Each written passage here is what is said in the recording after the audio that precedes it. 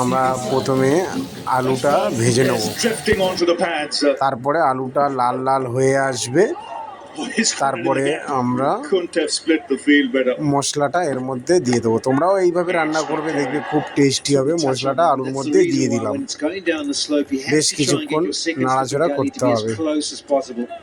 যখন তেল ছাড়বে তখনই আমরা সয়াবিনটা দিয়ে দেবো, সয়াবিন আলু তরকারি, সয়াবিনটা দিয়ে দেবো ভালো করে। তারপরে আস্তে করে নাড়াচাড়া করতে হবে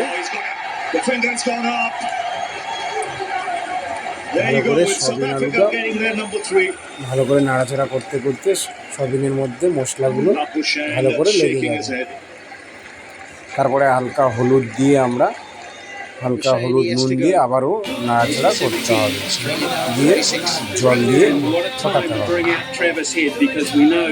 দেওয়ার পরে বেশ কিছুক্ষণ ফোটানোর পরে আপনারাও 5 থেকে 7 মিনিট ফোটাবেন, খুব তাড়াতাড়ি হয়ে। বেশ কিছুক্ষণ ফোটানোর পরে আমরা লবণটা আমরা চেক করে নেব, লবণটা ঠিক আছে কিনা। তারপরে রান্না কমপ্লিট।